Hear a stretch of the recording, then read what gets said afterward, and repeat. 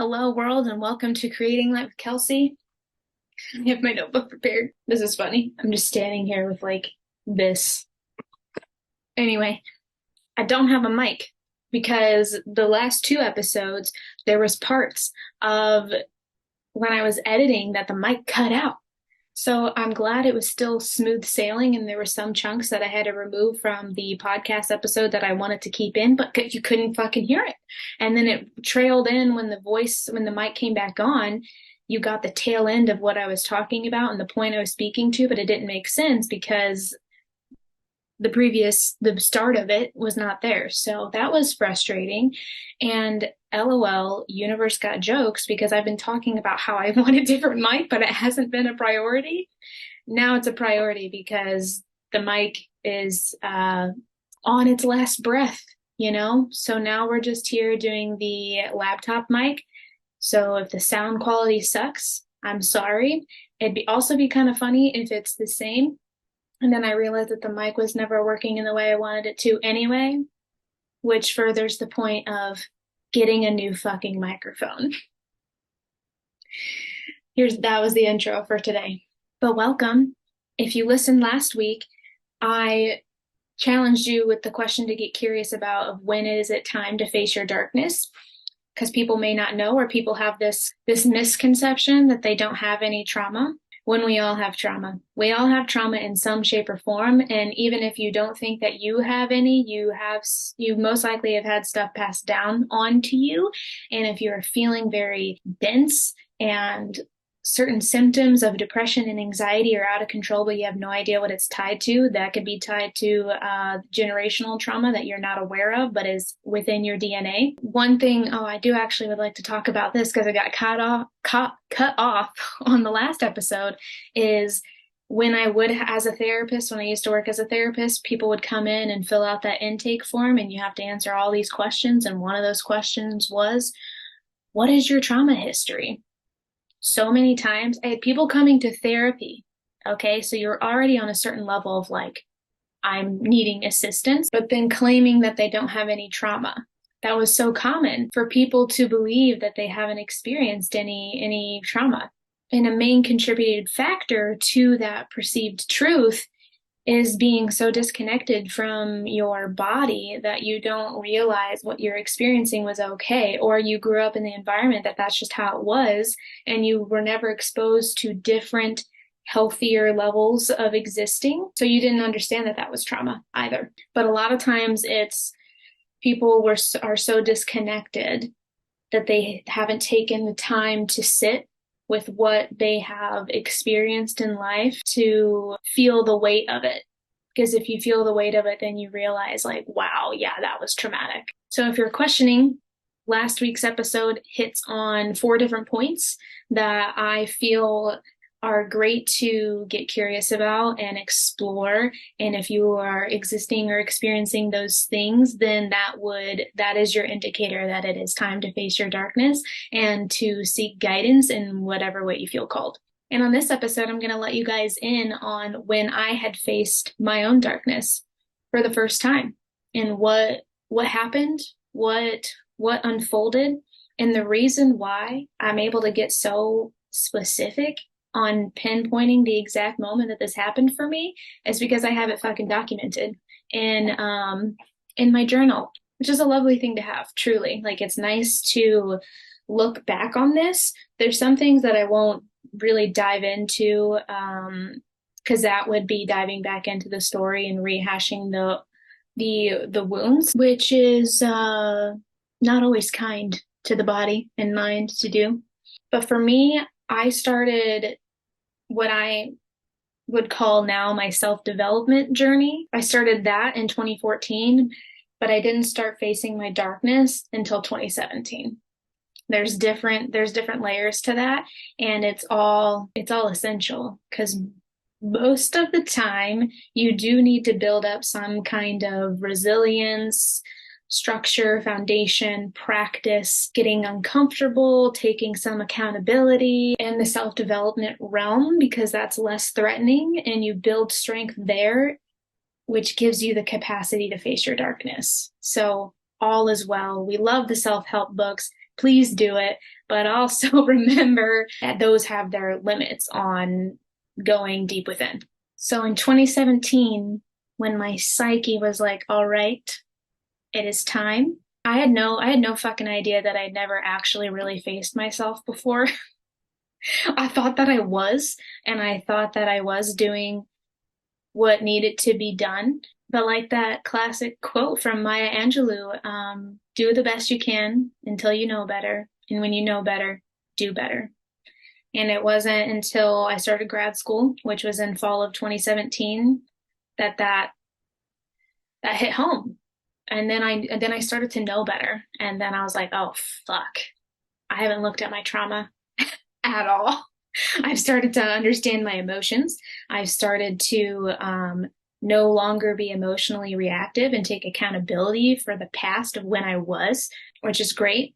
And I wanted to be a better person, which is great. Have better habits, which is great. But then I understood that I hadn't actually looked at my trauma yet. That was still very much in a dark corner, wanting to pretend that I could just move on and it'll be okay and forget about it and never think about it again, and I could blissfully exist in life.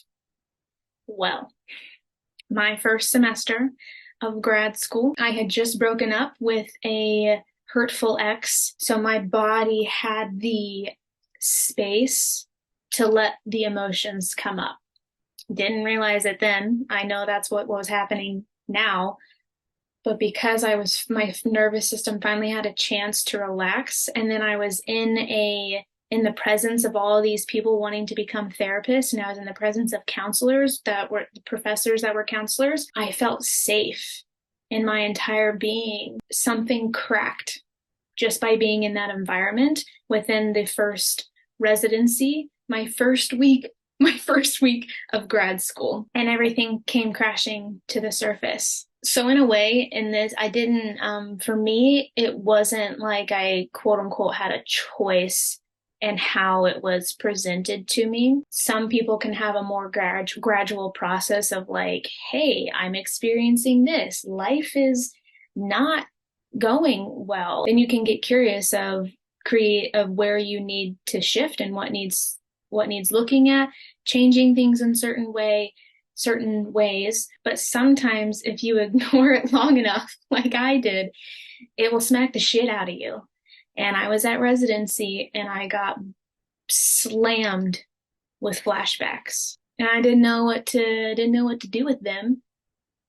But I started to figure it out just because I had this tool now of using art as a form of expression, because I was studying to be an art therapist.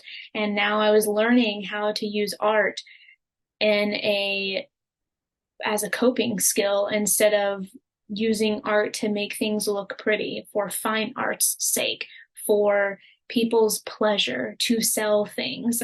I was shifting because that was what my foundational studies were with art, is because you had to do that, like you had to know how to use art and be a fine artist in that way.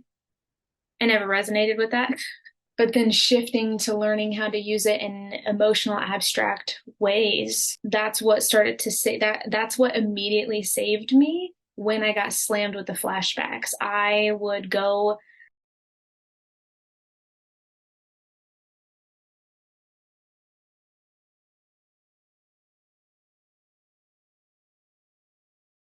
I'm recording still. I left the present moment.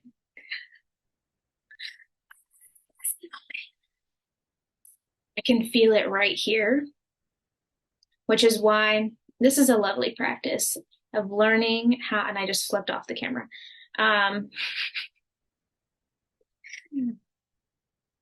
Learning how to tell the healing story versus the trauma story. I literally just left the present moment because I could feel myself starting to tell the trauma story versus a healing story. And I was like, my being was like, no, I don't want to go there. We're not going there. We don't need to go there. We can communicate. We can communicate differently, which I'm learning how to do. So let's backtrack. How do I want to continue this healing story that I'm offering? I'm keeping all of this because it still all lines up nicely. But little mini recap how I started to face my own darkness. Like I said, 2014 was the start of the self-development journey, which is when I had broke up with my first love. So that little more context in that sense, because I broke up with my first love is what brought in the desire to be a better human.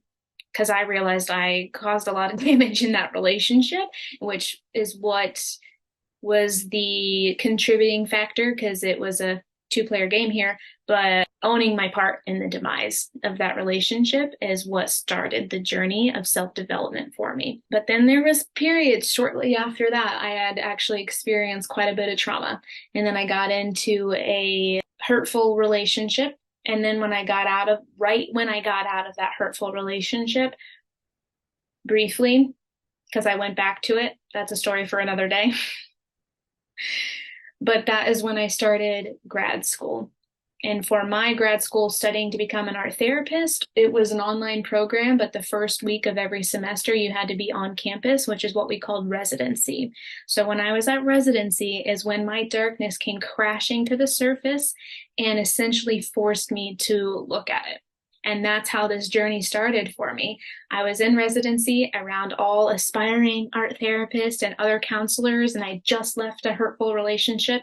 So my body was relaxing. I was in a very safe environment to unravel, and I fucking did. So I was in class and I was getting bombarded with just waves of emotion that I couldn't control, but I knew exactly what they were tied to, which is a beautiful thing to look on.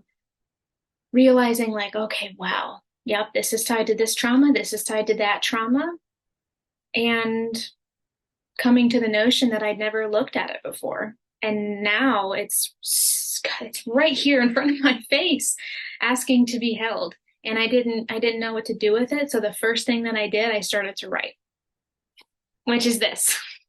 This little sketchbook. There's shit, it's all over the place, but it's not in a linear fashion of as far as when I came to it to express myself, which I actually enjoy doing that, not going in order of the sketchbook pages and just opening up and dating it, and then it's just all over, and when it's finished and it's finished. And then if you look at it in a linear fashion when you're done, seeing how it kind of goes together in an odd way, that's a different thing. But this, what I'm about to share with you, is the very, very first thing that I ever wrote to express myself in facing my darkness. Staring at a blank page was so closed off to expressing my emotions because I just wanted to forget. Pretend that it didn't happen means that it didn't, right? It just go away and never come up in any other aspect of life. Wanting to express myself now, but not knowing how. How can you even create something beautiful out of something terrible? Never admitted I was in denial, but still feel the denial at times. If you barely remember it, did it happen? How did I get here? How did I get there? How did it happen? But it did. Oh, past Kelsey. I love this because it emanates that first moment. There's some part of accountability there, saying I was so closed off to expressing myself because I just wanted to forget. But yet now I'm writing about it. So I'm facing it now. I've turned towards it, but still communicating confusion. Like I want to express myself now, but I don't know how. And like, where do you go from there? That's why you do need help. You do need guidance from people that have been there, because if you turn to face your darkness for the first time, it can feel like a lot to hold, and it can bombard you if you don't have the necessary tools to do it in chunks of time. And your psyche will respect your limits if you know how to communicate that. So if you're ever feeling overwhelmed when you're starting to face your darkness for the very first time, you can just pause and breathe and talk to yourself. I know it's weird, but it's a fucking thing. It's called internal family systems. founded by Richard Schwartz. And you don't have to know the different parts of self or who the heck you're talking to, or if you're talking to yourself or whatever the fuck you're doing. If you just do this thing that I'm going to offer you right now, you're giving yourself the opportunity to not be overwhelmed when facing your darkness if you're new at it. But yeah, just taking a moment and pausing and breathing, acknowledging that you're feeling the darkness, that you're feeling overwhelmed, that you are seeing what is trying to come through right now, and thank it for being here and thank it for visiting. But let it know, like, hey, I'm feeling overwhelmed.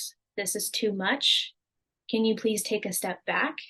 I don't want you to completely go away, but I'm needing some space, or I don't have the capacity to really feel this right now. So can you come back at a different time? And can you only bring forward just a little bit so I can learn to work with that before you give me more? Because if you give me all of this, if you give me all of you, I cannot handle this right now. I'm working on it, but I don't have the capacity to hold all of you right now. And I'm needing space.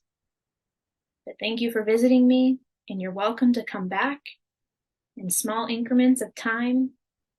And when you are here, I will do my best to continue to face you and give you space to express yourself.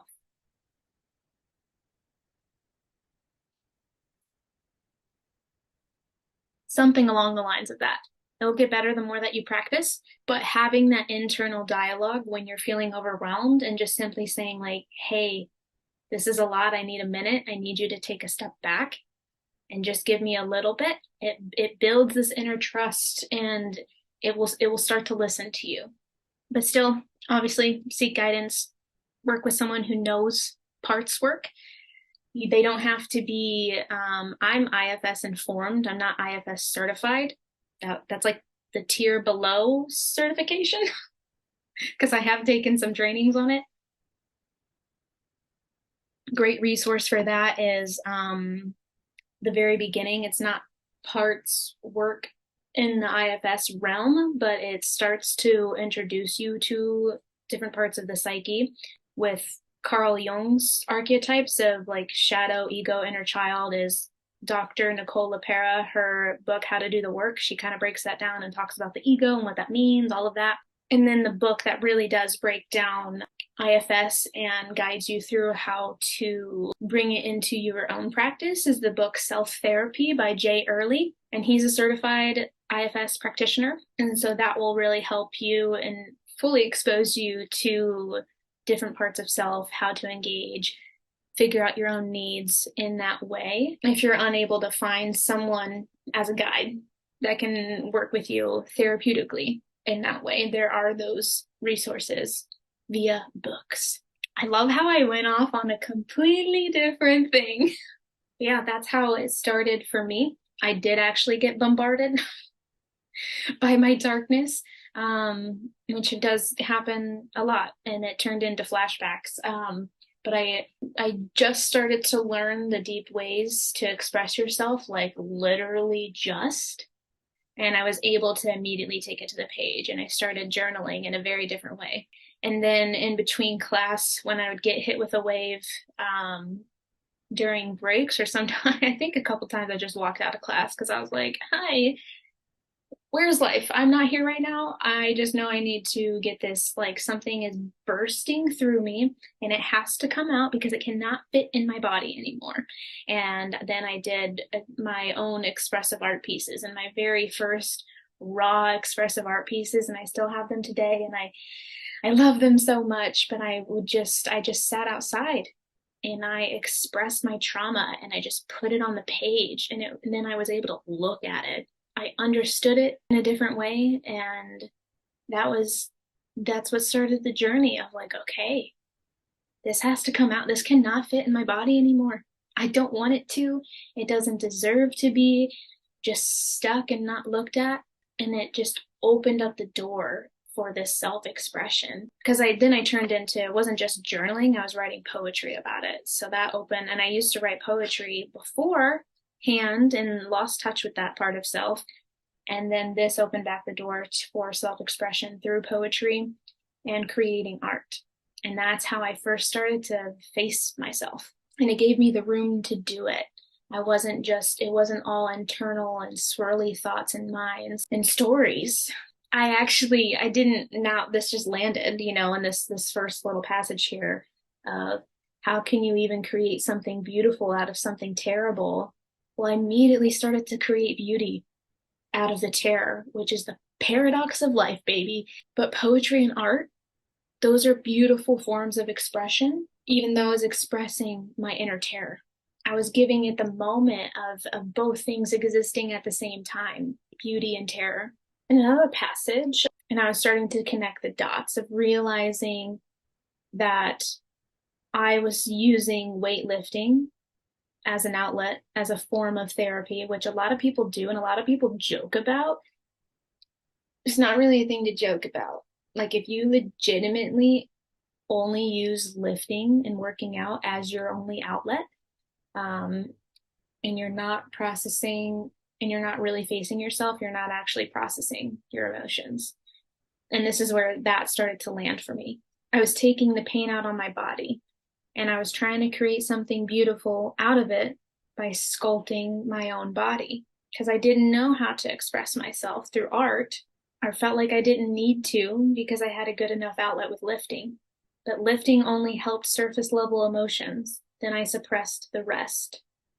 Now I'm uncovering my rawness through art.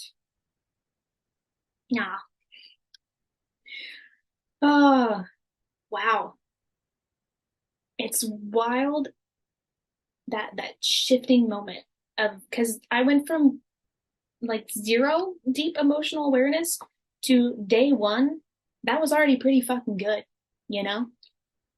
Of having that understanding of like, wow, lifting is only helping the surface level emotions. It's not getting to the rawness. What gets to the rawness is through art, writing.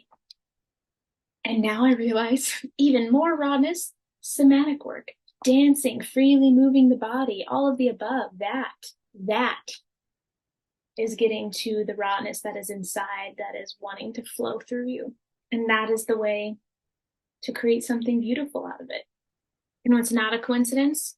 Within this sketchbook, this very first sketchbook that I used and started to express my darkness, to face my darkness, near the end was me getting curious to create something that helps people transmute their darkness.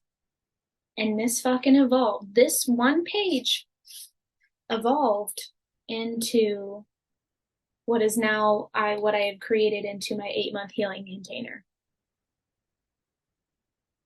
The seeds are right here in 2017 for that creation. That's so fucking cool. And now it's evolved into this, to where I have faced myself enough that I've been called to create a container of such capacity to hold people, to hold a group of people. This first round, and that will start in January, I'm calling in 6 people. So if this speaks to you, hit me up on Instagram at creatinglight_ and message me, DM me, ATUW,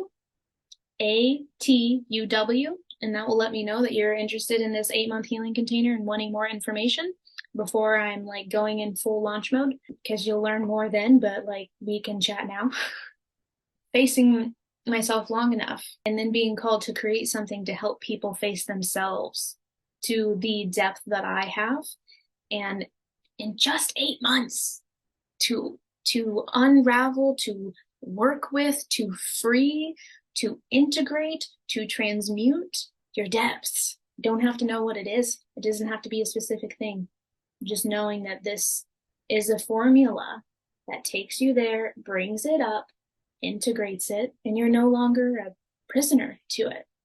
And you can exist with it in peace, transmute the dark into light, and be free of internal suffering and exist in this game of life to its fullest potential, because you're not held down by your darkness anymore. You're dancing with it. But here, I'm going to read the little seed planting to you of my own curiosity. I started to evaluate what the fuck self-care means. And I started my research, or did I start my research yet? No, I did not start my research on this yet, but I was getting curious about the topics that I wanted to research, like what actually works for real self-care after trauma, what truly helps people heal from their trauma. And yeah, okay, so this says, how is dream journaling and personal journaling effective in self-care with people who've experienced trauma? Why is dream journaling and personal journaling effective aspects of self-care and becoming authentic? Then I wrote down, I think these were just points I was wanting to like explore within healing: self-care, authenticity, shame, vulnerability, self-awareness, personal growth, centering. How can dream journaling and personal art and written journaling be effective tools for practicing self-care and addressing shame and trauma? Why are dream journaling and personal journaling effective tools in reducing shame, becoming more authentic, and practicing self-care?